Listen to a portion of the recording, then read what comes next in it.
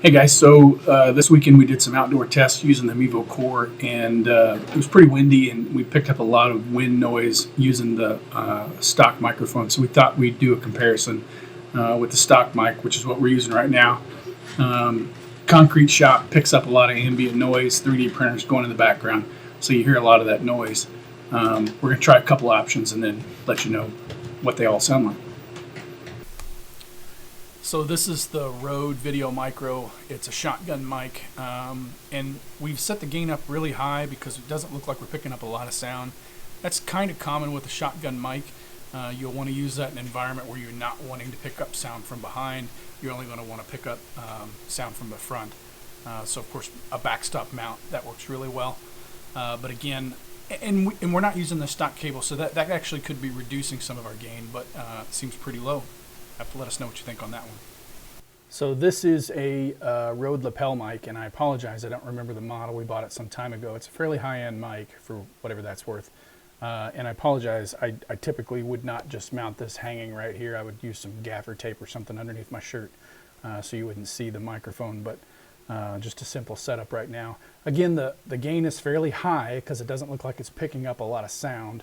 And again, I think that's typically because these condenser mics are powered mics. They're expecting a little higher power, and therefore it's just not feeding a lot of sound back into the system. All right, so this is the Mevo Wireless Pro, and I have to be honest with you, and I'm kind of embarrassed that I didn't know this would work. This is actually connected through USB, so the Wireless Pros have USB-C ports on them, and I plugged that directly into the back of the Mevo Core, and when I did, a USB mic option came up on the app. Again, we don't use the Mevo ecosystem all that often, so perhaps we missed it. Perhaps this was available in previous Mevo starts, and we just never used it. But pretty handy, actually. It bumped up the gain just a little bit. We're not checking the audio when we record these. Typically what we would do is we record a little bit of audio. We'd play it back using a standard line so we could see how high we're going, and we'd adjust the gain. So some of these mics that we're doing may not be apples to apples because the gain, the power is not set exactly the same. But this is the Mevo Wireless Pro, and we're only using one transmitter. The other one's hidden away, so we know we're not picking that one up. And we're using the stock mic on that. The next test we do, we'll do the same setup, but we'll hook a lapel mic into it. So this is that same setup with the Rode Wireless Pro. I've got a lapel mic, and again, I'm running it under my shirt. I've got some gaffer tape. Gaffer tape is just sound guy term for duct tape. Any kind of tape that you can use, you put on the back side of the lapel mic, you put it up against your shirt. And that way when you're moving your shirt around, you don't get that shirt noise, and then you can kind of hide it. And when you're outside, it acts as a little bit of a windshield as well. But it's about right here. Sound guys will tell you to never do that, but I always do because I'm fairly defiant.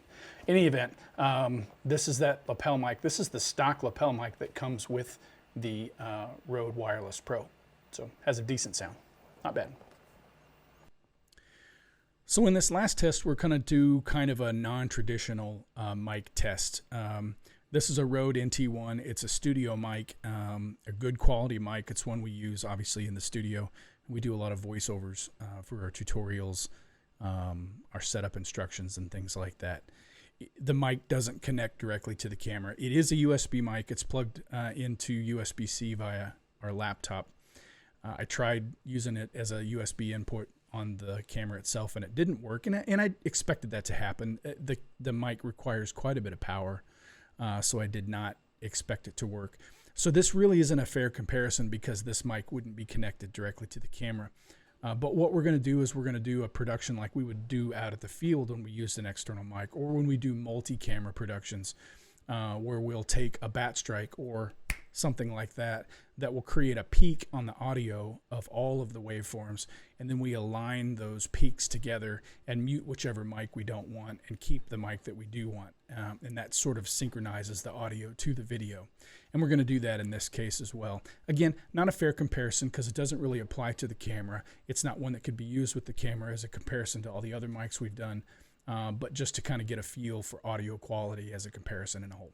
Anyhow, this all will be produced together. I hope it kind of gives you a feel for what audio capability is available for this camera and what you can do at the field.